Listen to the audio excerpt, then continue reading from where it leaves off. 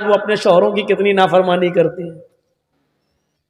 1 مہینے کی تنخواہ لے کے شوہر گھر پہ آیا کہ ہاں کھا لیا چلے آئے, تو فیئر اینڈ لولی نہیں لائے, پاؤنڈز لانا چاہیے تھا, چلے آئے ایسے ہی کھا لیا. اور شوہر پوری زندگی بیچارہ کما کما کر کھلاتا رہے, ایک دن بیچاری کو ٹائم سے کھانا نہ ملے, یا ایک دن ٹائم سے اس کا میک اپ کا سامان نہ آئے. اچھا پڑوسی کی شادی میں ایسے جاؤں گی,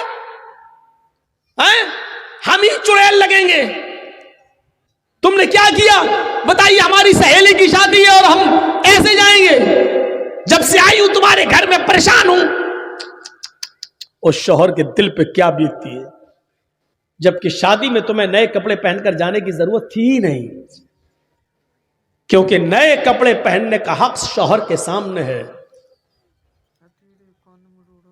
یہ عورتوں کی پتہ نہیں کون سی عادت ہے, نئے کپڑے اور اچھے کپڑے گھر میں رکھے رہیں گے, گھر میں وہ بھنگن بن کر رہیں گی. کبھی جاؤ گھر میں, صبح سے شام تک نوکری کرو اور آفس سے گھر واپس جاؤ تو دیکھو کچن میں گھسی ہوئی ہے, سلوار گھسی ہوئی ہے, برتن مانج رہی ہے, قریب جاؤ تو پسینے کی بدبو آ رہی ہے. جبکہ اس عورت کو معلوم ہے کہ میرا شوہر آفس سے آنے والا ہے, اس کو پہلے سے بند صبر کر تیار رہنا چاہیے, اچھے کپڑے پہن کر تیار رہنا چاہیے. گھر میں رہے گی بھنگن بن کر, اور شادی میں جائے گی ہیما مالنی کی اماں بن کر. عجیب دستور ہے. شوہر لا رہا ہے, کما رہا شوہر, اور دیکھ رہے پڑوسی, دیکھ رہے گاؤں والے, دیکھ رہے محلے والے. یہ عجیب سسٹم ہے, عجیب سسٹم. ہماری ماں بہنوں کو اس سسٹم کو بدلنا پڑے گا, اس سسٹم کو بدلنا پڑے گا, سیکھنا پڑے گا حضرت ام سلیم سے. حضرت ابو طلحہ کا بیٹا, اے بیٹا کیا ہو گیا,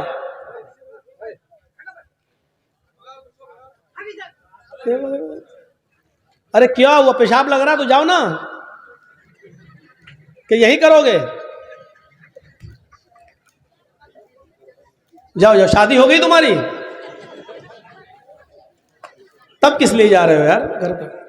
کوئی بڑا آدمی جائے تو چلو شادی شدہ ہے جا رہا ہے گھر, آرڈر نہیں ہوگا بیوی کا, یہ بیچارہ بچہ جا کے کیا کرے گا, اور جا رہا تو آیا کیوں. ایک جلسہ میں تو 80 سال کا بڈھا اٹھ کے جانے لگا. ہم نے کہا اب کیا کرو گے چاچا گھر میں جا کر, اب تو چاچی بھی تمہارا انتظار نہیں کر سکتی بیچاری. تو بیچ میں مت اٹھا کرو بھائی, پیچھے سے اٹھ جاؤ کوئی دقت نہیں ہے, سامنے سے اٹھتے ہیں تو ہم کو تھوڑا سا اچھا نہیں لگتا. تو یہ ام سلیم کو دیکھیے آپ, ابو طلحہ کا بیٹا ام سلیم کا بیمار رہتا تھا, روزانہ خیر خیریت پوچھتے تھے. ایک دن دیر سے آئے اور بچے کا انتقال ہو گیا. سوچئے بچے کا انتقال, میری ماں بہنوں تم اس واقعے کو سنو, یہ تمہارے مطلب کا واقعہ ہے. شوہر ذرا دیر سے گھر سے کام سے آئے, تھکے ہوئے تھے, سیدھے روم میں چلے گئے. ام سلیم نے محلے کی عورتوں سے کہہ دیا کہ میرے بیٹے کا انتقال ہو گیا, لیکن اس کی خبر میرے پتی کو, میرے شوہر کو میرے علاوہ کوئی دوسرا نہیں دے گا, تم جاؤ میرے گھر میں بھیڑ مت لگاؤ. شوہر کو ابھی پتا نہیں کہ گھر میں میرا بیٹا انتقال کر گیا. شوہر عشاء کے بعد گھر میں آئے, گھر میں آتے ہی پوچھا بیوی سے ام سلیم, کہا جی کیا ہوا, بیٹا کیسا ہے, کہا الحمدللہ, اور دنوں کی بنسبت آج بچے کو بہت آرام ہے. آج تو اتنا آرام ہے کہ آج جتنا آرام تو بچے کو کبھی ملا ہی نہیں. دیکھیے کتنی خوبصورتی کے ساتھ اپنے شوہر کو یہ پیغام دے دیا. اچھا اچھا ٹھیک ہے سونے دو, سو رہا ہے سونے دو, ٹھیک ہے, تب اس کو جگانا ٹھیک نہیں ہے, سو رہا. کہا ٹھیک ہے آپ نہا دھو لیجئے, فریش ہو جائیے, میں کھانا لگاتی ہوں. محلے کی کسی بھی عورت کو آنے نہیں دے رہی ہیں, اور شوہر کی سیوا دیکھو اس حال میں کہ بغل کے روم میں بیٹے کی لاش ہے, بغل کے روم میں بیٹے کا جنازہ رکھا ہوا ہے, بغل کے کمرے میں بیٹے کی روح کا جسم پڑا ہوا ہے. تصور کرو میری بہنوں, میری ماں, کھانا کھلایا, اچھی طریقے سے شوہر نے کھانا کھایا، ام سلیم بھی اپنے شوہر کے ساتھ کھانا کھا رہی ہیں، اور کھانا کھانے کے بعد ام سلیم نے میک اپ کیا، خوشبو لگائی۔ عورت خوشبو لگا سکتی ہے لیکن گھر کے اندر، گھر کے باہر تو وہ ڈابر آنولا کا تیل بھی لگا کر نہیں نکل سکتی ہے۔ گھر کے باہر اگر جاتی ہے تو میک اپ تو بہت دور کی بات، خوشبو اور پرفیوم تو بہت دور کی بات، خوشبودار کوئی چیز بھی استعمال نہیں کر سکتی ہے۔ اگر کسی تیل میں سینٹ آتا ہے، خوشبو آتی ہے، تو وہ تیل بھی لگا کر گھر سے باہر نہیں نکل سکتی ہے۔ کوئی بجنے والی چیز بھی پہن کر گھر سے باہر نہیں نکل سکتی ہے۔ چوڑیاں جو کھنکھناتی ہیں اور چلیں تو آواز کریں، وہ گھر سے باہر نکلتے وقت تو چوڑیاں بھی نہیں پہن سکتی ہے۔ پائل جو چلتے وقت جو پائلوں کی جھنکار اور اس کی آواز اور اس میں لگے ہوئے گھنگروؤں کی آواز اگر آتی ہے تو وہ ایسی پازیب اور ایسی پائل اور ایسے گھنگرو بھی نہیں پہن سکتی ہے۔ یاد رکھیے میری بہنوں، میری ماؤں، میری بیٹیوں، سوچئے گا ضرور اور غور کیجئے گا کہ لپسٹک، کریم، پاؤڈر تو بہت دور کی بات ہے، گھر سے نکلنا ہے تو خوشبودار تیل لگا کر بھی نہیں نکل سکتی ہے۔ چوڑیاں جو کھنکھناتی ہیں، کھن کھن کی آواز، یا چلتے وقت وہ چوڑیوں کی آواز آئے، چلتے وقت ہاتھ ہلیں اور چوڑیاں بولیں، تو ان چوڑیوں کو پہن کر بھی نہیں جانا ہے۔ پائل اگر اس میں آواز ہے تو وہ بھی پہن کر نہیں جا سکتی ہیں۔ یہاں تک کہ اگر اونچی ہل کی چپل، اونچی ہل کی سینڈل پہن کر وہ چلتی ہے اور سڑک پر یا پکی زمین پر چلتے وقت تو سینڈل کی کھٹ کھٹ کی آواز آتی ہے، تو ایسی سینڈل اور ایسی چپل پہن کر بھی عورت نہیں جا سکتی ہے کہ جس سے اس کے پیروں کی کھٹ کھٹ کی آواز سے مردوں کے چہرے متوجہ ہوں، مرد اس کی طرف مائل ہوں اور اس کی طرف دیکھنا شروع کر دیں۔ ایسی چپل بھی نہیں پہننا ہے۔ پہنیے، ممتا دیدی کی طرح پہن لیجئے، ہوائی چپل پہن کے جائیے، کون منع کر رہا آپ کو؟ شان میں گستاخی ہو گئی مولانا صاحب، اب ہمارے بوتے نہ آگے 150 روپے کی چپل پہنیں گے، اب تم 300 کی 500 کی ہل والی چپل پہنو گی، ہل والی چپل پہن کے جاؤ گی تو بولے گی کھٹ کھٹ، ادھر نوجوانوں کے دل بولیں گے دھاک دھاک۔ یہ صورتحال ہو رہی ہے آج کل، تمہاری چپلوں کی ادھر سے آواز، ادھر لڑکوں کے دل۔ اس اسلام نے اسی سے تو روکا ہے، جڑ کو ہی ختم کر دیا ہے۔ اونچی ایڑی کی، اونچی ہل کی چپل بھی عورت اگر آواز کرتی ہے تو نہیں پہن سکتی ہے، چوڑی اگر آواز کرتی ہے تو نہیں پہن سکتی ہے۔ ایک آدھ کڑا پہن لیا کوئی بات نہیں، ایک کڑا پہن لیا اس میں، ایک کڑا پہن لیا اس میں، آواز تو نہیں کر رہا ہے، جائیے، لیکن ہاتھوں میں ساکس ہونا، گلیوز ہونا چاہیے، پیروں میں ساکس ہونا چاہیے، جائیے۔ ٹخنے سے نیچا نقاب اوڑھنی یا چادر ٹخنے سے نیچا ہونا چاہیے، اتنی نیچی ہونی چاہیے کہ آپ کی چپل بھی نظر نہ آئے، چپل سی چھپی ہوئی ہو، اور آپ کا نقاب، آپ کا حجاب، آپ کی چادر زمین کی مٹی سے چھلتی ہوئی، روڈ سے چھلتی ہوئی جانی چاہیے۔ یہ ہے اسلامی پردہ۔ مولانا صاحب کیوں بتا رہے ہو؟ ہمیں کرنا ہی نہیں ہے، ہمیں کرنا ہی نہیں ہے۔ ارے تمہیں کرنا نہیں، ہمیں تو بتانا ہے۔ 1 سال کے بعد جلسہ لوگ کراتے ہیں بیچارے، اسی مقصد سے تو کراتے ہیں۔ تو یہ ہونا چاہیے، یہ تو عورت یہ سب چیزیں پہن کر نہیں نکل سکتی ہے۔ اس ابراہیم علیہ السلام نے کہا بیوی کو طلاق دے دیا، کہا میں نہیں رکھ سکتا۔ ہماری ماں بہنوں، ام سلیم کے اس واقعے سے عبرت حاصل کرو۔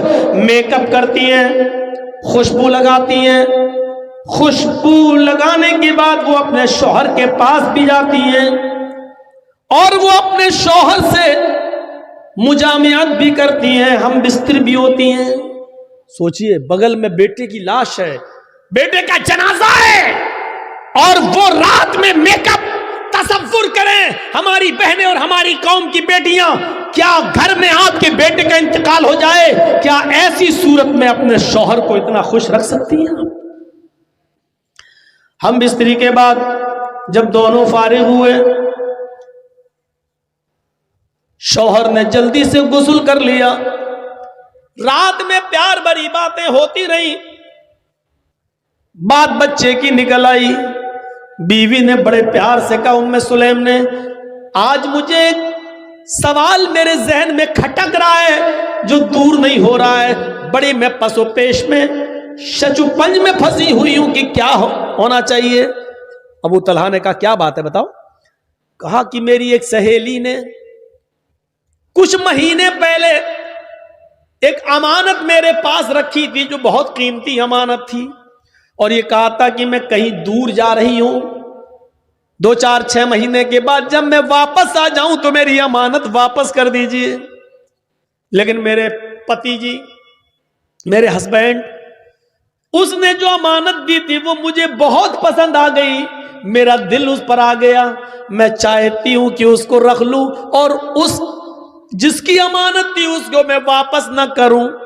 ابو طلحہ نے کہا نہیں، یہ تو غلط بات ہے، یہ امانت میں خیانت ہے، یہ گناہ ہوگا. اگر وہ اپنی امانت مانگ رہی ہے تمہاری سہیلی تو اس کی امانت تمہیں واپس کرنا پڑے گی. کہا لیکن وہ امانت مجھے بہت پسند ہے، اس چیز پر میرا دل آ گیا ہے، میں نہیں چاہتی ہوں کہ اس کو وہ دوں. ابو طلحہ نے کہا تم بہت غلط کر رہی ہو، تمہیں اس کی امانت دینا پڑے گی ورنہ جہنم میں جاؤ گی. بے ایمانی مت کرو، جس کی امانت تھی اس کی امانت واپس کر دو. کہا میرے پیارے شوہر، تو پھر ایک امانت اللہ نے مجھے دی تھی،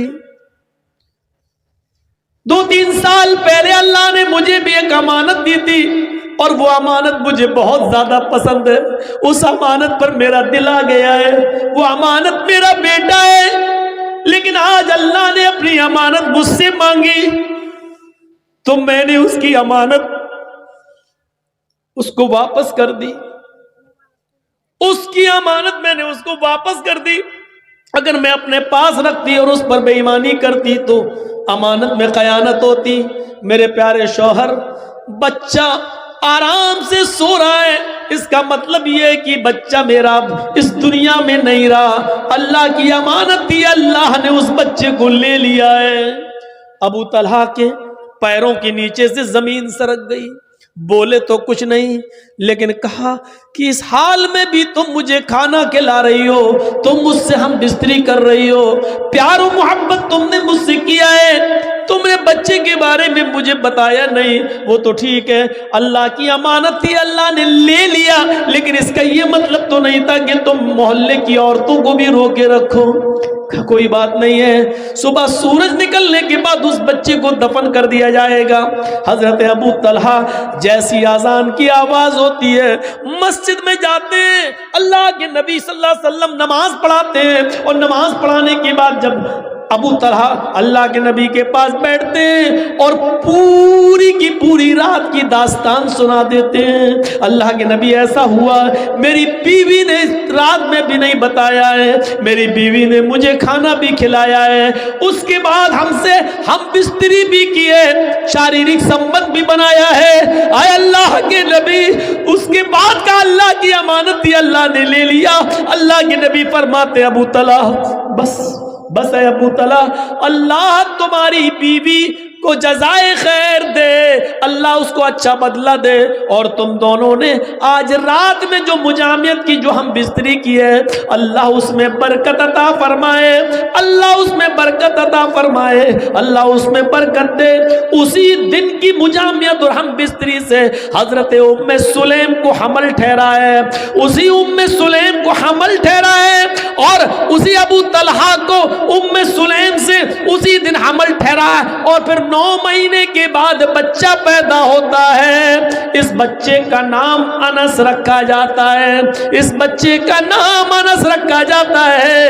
اللہ کے نبی جب یہ بچہ پیدا ہوا تو سب سے پہلے اللہ کے نبی نے کھجور اپنے منہ میں چبایا، اور چبایا ہوا کھجور نکالا اور اپنی انگلی سے نکال کر حضرت انس کے منہ میں ڈالا اور دعا کی، اے اللہ حضرت انس کے ماں مال میں اور اس کی اولاد میں برکت عطا فرما، اس کی اولاد میں برکت عطا فرما، ان کے مال میں اور ان کی اولاد میں برکت عطا فرما۔